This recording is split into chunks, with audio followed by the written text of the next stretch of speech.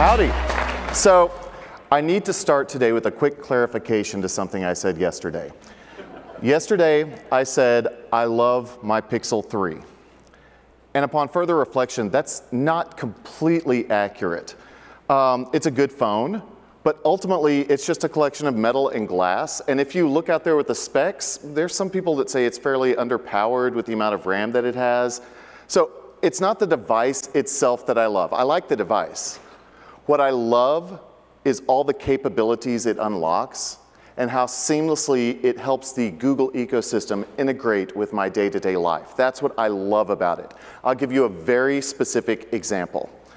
A little over a year ago, I'm a musician, I ordered a custom-built bass guitar. Put in the order online, splurged a little bit. At this very moment, that bass guitar is on a delivery truck in Fort Worth, Texas, moving toward my house. Now, the fact that Google is providing such good assistance throughout all of their connected devices and ecosystems is good for my marriage at the moment. Because otherwise, every 30 minutes, maybe every 10 minutes, hey, is it there yet? Is it there yet? Has it arrived? No, I don't have to call my wife and bug her to look at the porch because I'm getting proactive updates through the integration of Federal Express, my device, and the Google Assistant. And really, that's what we're here to talk about, not my guitar, but the integration and the age of assistance. So Lou said it earlier, the age of assistance is absolutely critical. That's what Google has deemed this new experience where expectations are raised and people are seeing these opportunities to have brands and companies proactively understand what they need at any given moment and surface, here you go Varun, surface value at that moment in time. So assistance is the new battleground for growth. In a survey, 89% of leading marketers say that it's critical to their growth to anticipate customer needs and provide assistive experiences every single step of the way. And that's why I'm incredibly excited to introduce our next speaker. So Wally began his career outside of Google designing persona-driven speech recognition systems for companies like Allstate, British Airways, eBay, even the US Navy. When he came to Google, he took the role of Google's senior persona designer and was instrumental in bringing to life the character of the assistant. And now he goes around and trains Google's partners how to build good conversational design to integrate with the assistant and provide value in this age of assistance. Please join me in welcoming Wally Brill to the stage. Thank you. Wow. I always wanted to be on stage with the Beatles. I was in the music business for 25 years and I never got to do it before. This is great. Wow, this is great. They got all the coolest and best looking and hippest people in California right here. It's wonderful. So thank you, Jeremy. I also got to thank Lou for setting up this talk so beautifully. I couldn't have done it better myself. I think people think I paid him, but I didn't. Let's move right along. So, oh, the assistant is talking to me, as it likes to do. So this talk is called the Experimentation Imperative. I like to call it Look Who's Talking, because pretty soon, everybody's going to be talking. Now, Arthur C. Clarke, who wrote 2001, said that any sufficiently advanced technology is indistinguishable from magic. Now, when I was a kid, I remember the first time I ever used a remote control. Yes, I'm that old. And it was one of these things that made a noise, and the noise was what sonically changed the channel. And it was amazing, because you didn't have to touch the TV anymore. It was phenomenal.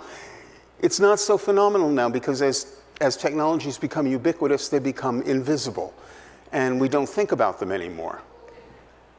I want to talk to you about anthropology for a second. Used to be that we believed that we had been having conversations for about 150,000 years, right? But recent research and recent fossil findings of an ancestor of both Neanderthal and Homo sapiens have a little hyoid bone, a bone called the hyoid bone, in their throat. And this bone allows us to root the tongue and articulate it. Now, that means that we may have been shaping sound and creating language and conversation for 500,000 years. And that's a lot of talk, right? Along the way, every language in the world has created conventions of speech. We know how to have a conversation. We know how to cooperate with one another to get to a goal in a conversation. And we know when to take the turn and when to give the turn. All of these things are baked in. They're actually hardwired in our brains. We learn them before we actually can talk ourselves. So when we're trying to create conversations with robots, and I call the Google Assistant a robot. It's a really smart robot, but it's a robot. When we create conversations with robots, we want to leverage all of this stuff that humans have learned over all of this time and not teach humans to talk robot. We want robots to talk human, right? We want them to use the same conventions that we do, so we don't have to learn anything. I spent many years creating what are called IVR systems. I'm sure you all know what IVR systems are. And we used to do this sort of command and control language in the IVR systems. And it was not very intuitive, and so very often they would say things like, "I'm sorry, I didn't understand." Right? You know that one. That's not the case anymore. This technology has come of age, and it works really, really, really well. So now the Google Assistant's on 1 billion devices. That's up from 500 million just last May. So in 1 year, we're on 500 million more devices. How many folks have an Android phone out here? Many of you? Yeah, so you all use the Google Assistant every day, and all the folks with iOS phones are going to download it from the App Store today because they're so excited about being able to play with it as well.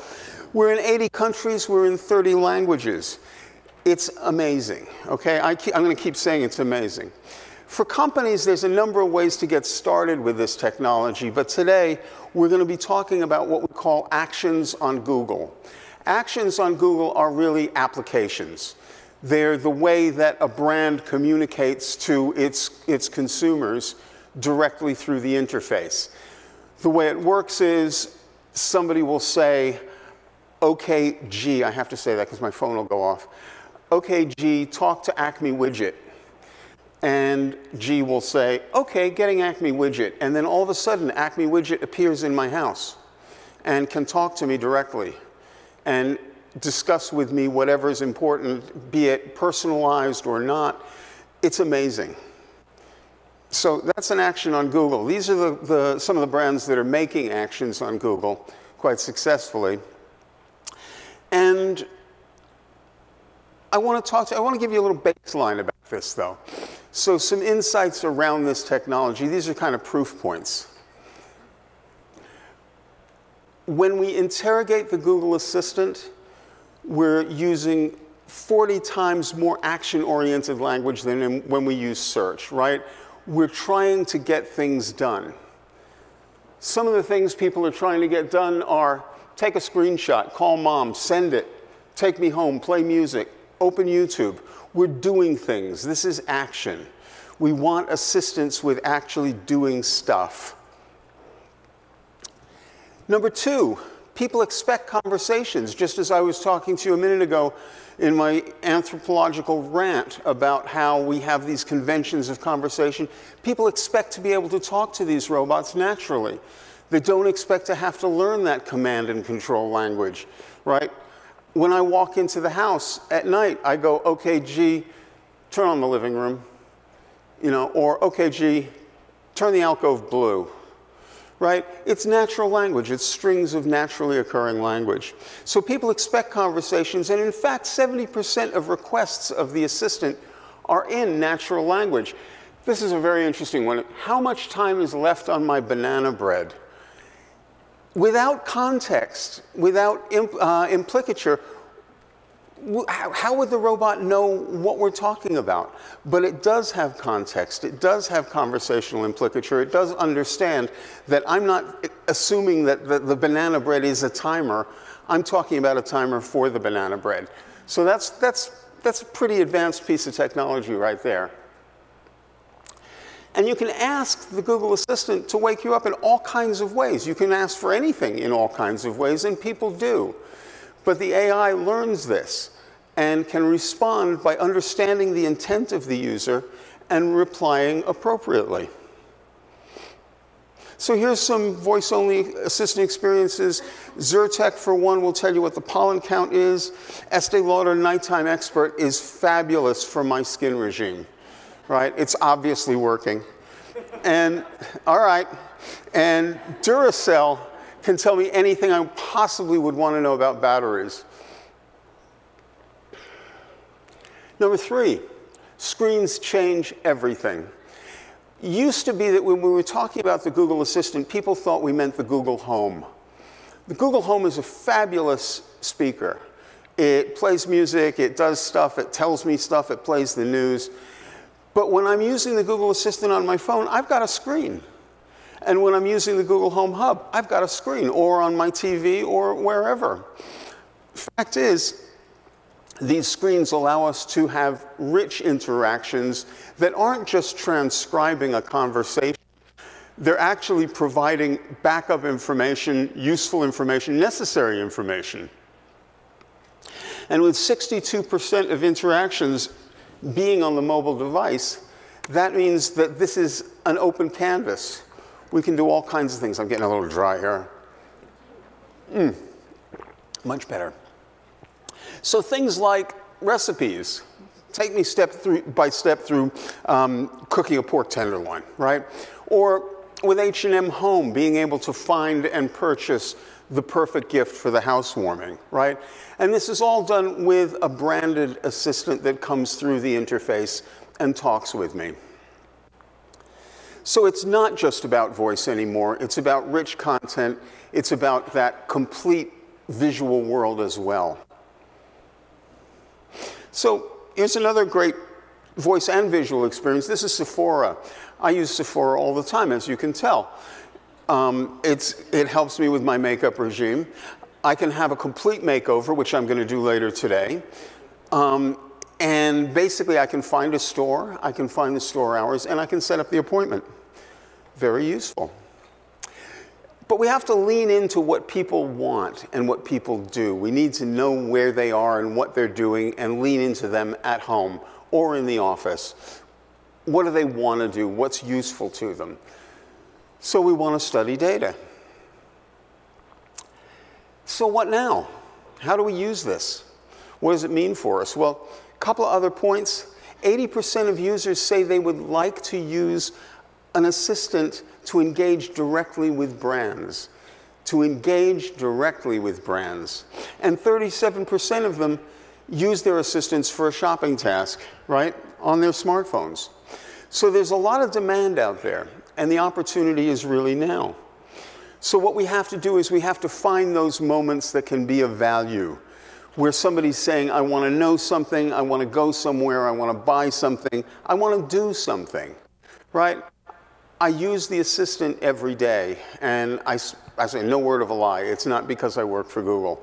It's just useful. So we want to find those moments.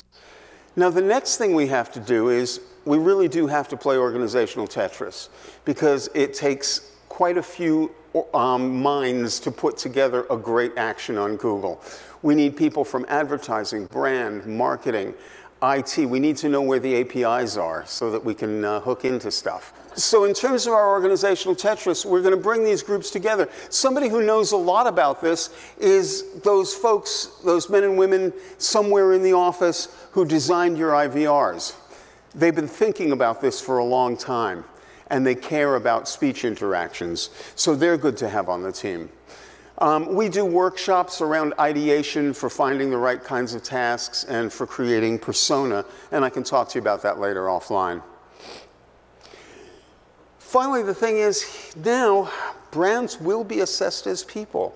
This gets really interesting. Any of you guys bring a persona with you today?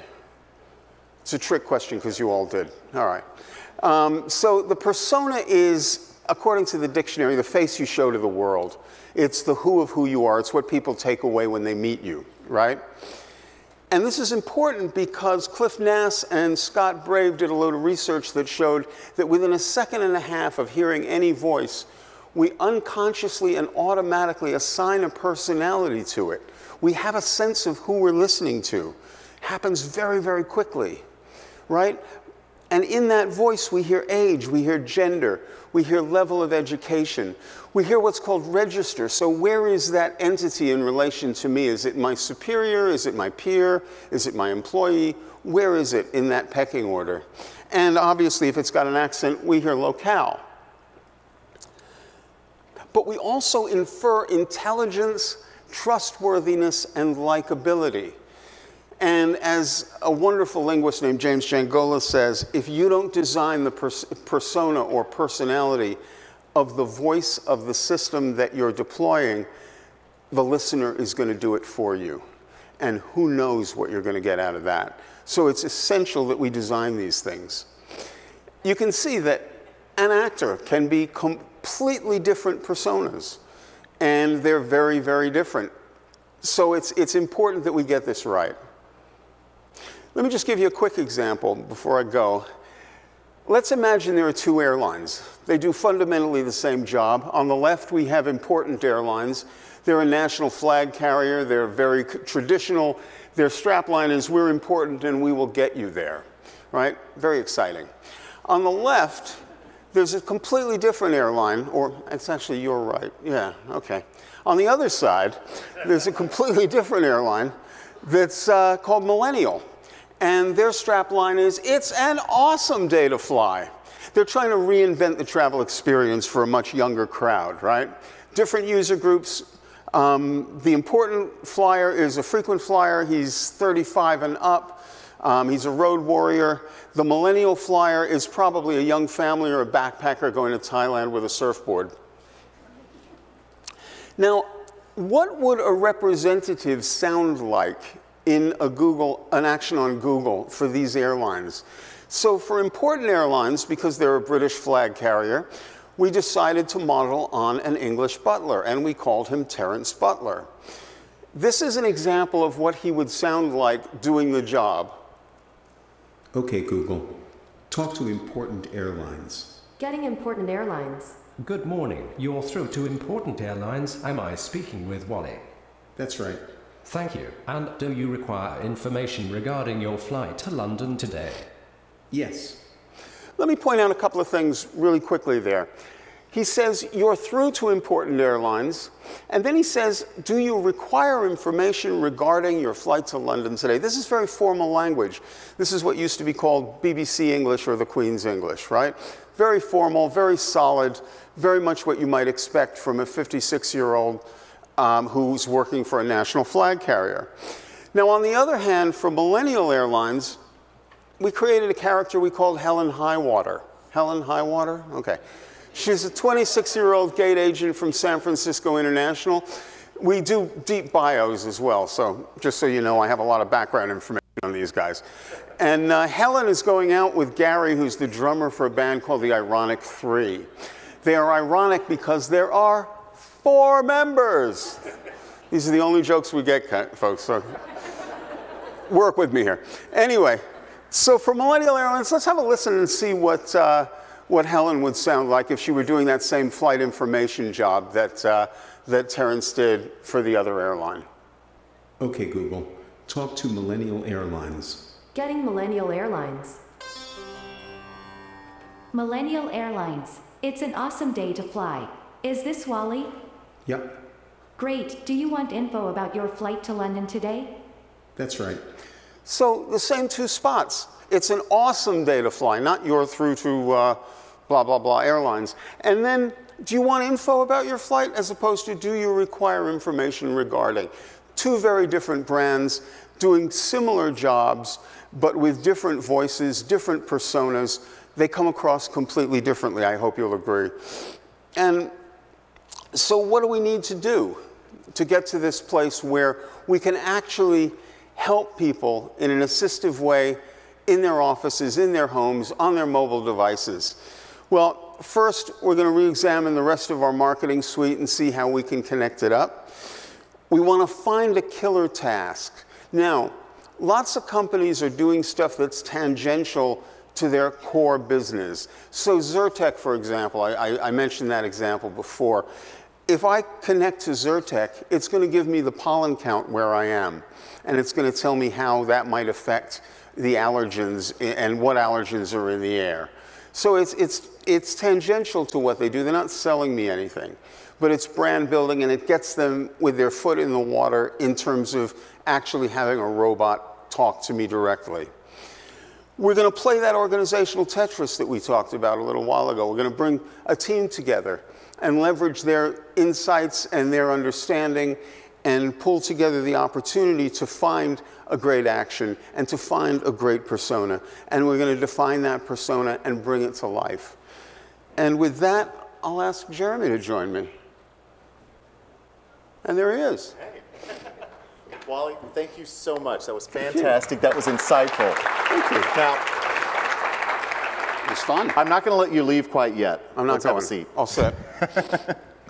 So while I've got you here, wanted to take an opportunity to dig a little bit deeper and tap your vast knowledge of conversational design to understand a little bit more about how brands can take advantage of the assistant and voice-enabled devices. So the first question, and the question that I get a lot is the time ripe? Like, is this space mature enough for brands to start building against this for something that adds value and is functional? There it is again. Versus just being first to market and being flashy. I don't think it's about being first to market and being flashy anymore. I think there's been so much conversation, and the assistant is so embedded in culture. The Google Assistant, some of the other digital assistants that are out there, are deep into culture now. We expect to be able to talk to things. It's happened very quickly. So I think the time is now. I also don't think it's necessarily quick to get it absolutely right. It requires some effort. It requires that Tetris game. It requires bringing that team together and test and learn. Okay, so following up on that, you walk through the value of creating actions and how you can create a persona. What else should brands be looking at just beyond actions? So how do you use other means to provide discoverability? Because we need to find these actions, right? So that's integrating into the other marketing channels. That's doing things like ensuring if you have a physical product that on the physical product it says something like, you know, talk to Acme widget, you know, somewhere so people know that they can do that. And it requires integration. That reminds me of the days when we were all fighting to get a URL in the catalogs. Like it's just, but being intentionally integrated, I think that's, because if you build an action, it's not going to be automatically used. You've got to promote it. You've got to connect it with your other marketing materials. So, you know, I think back to the birth of mobile apps and how the first version of apps were just basically let's copy and paste our website, except you can click on an icon and you can't pinch and zoom. And really where apps started working is where they opened up new use cases. So can voice and conversation enable these new use cases for brands and businesses? Sure, because it's where you are, right? So if we think about a couple of things. First of all, a great use case is something that people can already do with a conversation. Whether they can do it with a device and a conversation is irrelevant, but something you could do with a conversation. Something that would require that you pull out your phone and start tapping things, perhaps. And something that requires that you use your hands and eyes. The fact is that with the Google Assistant and with actions on Google, we can do things that require no hands. There's a friend of mine who has a wonderful slide that he shows, and it's somebody holding a pile of raw chicken. And he calls it the raw chicken moment, which is really disgusting, I know. The raw chicken moment is when you are not going to reach into your pocket and pull out your phone and do something. So it's really handy to be able to just say, okay, G, tell me how hot I need to turn the oven up to. You know, stuff like that. Okay. So in addition to opportunities, changing consumer behaviors always mean new challenges. I mean, we all went through, you know, the 7 or 8 annual, the year of mobile, and some brands are still playing catch up with site speed and being able to build that experience. So what are some of the new challenges that are coming our way in this age of assistance and voice-enabled devices that brands are going to have to face to really resonate with their audience? They got to be relevant. They got to be, at core, it's got to be relevant. It's got to be something that's useful or provides value. But I don't think it's terribly daunting because people naturally want to use this channel. They want to use this voice channel. And imagine, just if you will, just think for a second what we're saying. We're saying that the brand itself can extend itself directly into the device, directly into the Google Home, wherever this person is. That brand can talk directly with that consumer. So as much as there may be challenges in actually getting that team together, getting the data clean, getting the APIs connected, getting it out there, I gotta say, I think it's really worth it. So looking ahead, what are you most excited about with the future of these voice-enabled interconnected devices? Like, where do you see it going? Well, let me just tell you about a little technology that exists today and tell you where I think we're gonna go. So right now we have continuing conversation, which means that we don't have to interrogate the assistant every time we want to ask a question. It holds context now and allows us to continue in a natural way asking questions, multiple questions with multiple things built in. I want to fly to New York tomorrow. I don't want to spend more than $200. Show me flights, right? Things like that, multiple slot filling. And it'll show some, and then I'll go, I like the third one, right? And it carries the context from what was said before. That's one thing. We just released interpreter mode. Interpreter mode is, again, magic technology. I don't know if you've played with it. Have you? Oh, yeah.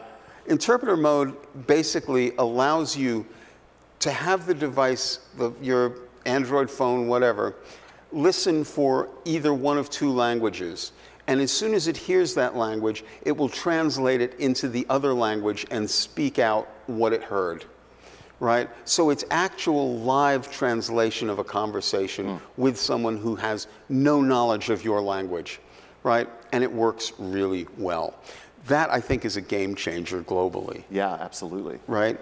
And I guess, what else? Where's it going? You know, I was around to see the beginning of the web. Yeah. I had a CompuServe account. I'm embarrassed to say. No, I was really forward. I think we are at an inflection point. Sorry about the word, but I think we're at an inflection point where, just as in the early days of the web, brands are waking up and going, I'm going to do this, and I'm going to do it well, and I'm going to integrate it into everything else I'm doing, and it's going to become a wonderful channel. One of the areas that looks like a great growth opportunity, I used to be the director of self-service at eBay, and I got to tell you, self-service is a natural opportunity here, right? Yeah. And you know, going around those IVRs, going around the phone trees, eliminating them, taking those low-hanging fruit tasks away from those beleaguered agents who have to worry about them. Or even you know, knowing who someone is before they start talking and integrating that into the conversation. I mean, the first time I asked the Google Assistant to tell me about my day, which is a routine, a common routine, first thing in the morning, it said, "Hello, Wally. You're going to need to leave 15 minutes early for work because there's a problem on the 101. You've got 2 appointments before noon. The first one is this, the second one is that, and here's the news." And I was absolutely shocked. I had no idea that it could bring these things together in such a convenient and easy way. And that's what we're looking for. We're looking for convenience. We're looking for ease. We're looking for making people's lives better in an assistive way. Yeah. Now, we're running short on time, but before I let you leave the stage, I got to do something. So you have been such a fantastic partner. Everyone at Google has been such a fantastic partner, helping prepare for this, aligning on questions, but we're throwing those away for a minute. So Google has had a lot of success building out these connected devices. You showed the massive growth a minute ago. There's something else that Google has been pretty darn successful with that is their primary income, that is something that everyone here touches. So I can't let you get off stage without asking, what is Google doing and thinking about with regard to integrating advertising and the assistant. Sorry, where am I going now? Dave and Michael Kaplan are like falling out of their chairs right now, but. It's all right, I'm gonna have an aneurysm.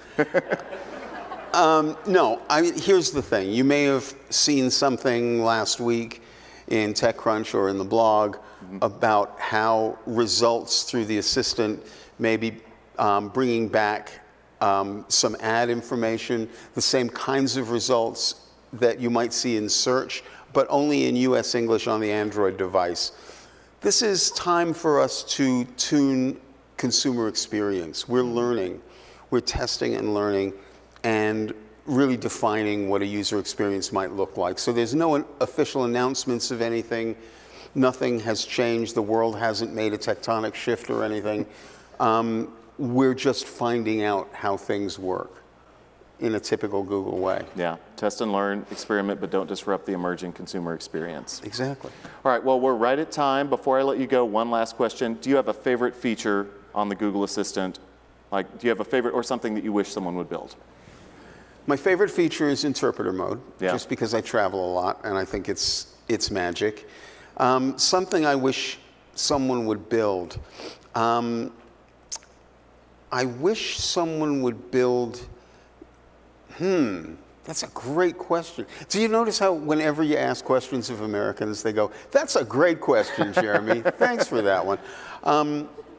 Would build, I think we're building it. I think making assistive experiences easy across the board, across travel, across shopping, across food ordering, across all of those things. I think we're building it. We're building the future now. As Lou said earlier, you know, this is science fiction come to life. We're there. Awesome. Well, we're excited to continue to partner and build it with you along with our clients. Thank you guys very much. Wally, it was outstanding, dude. Thank you.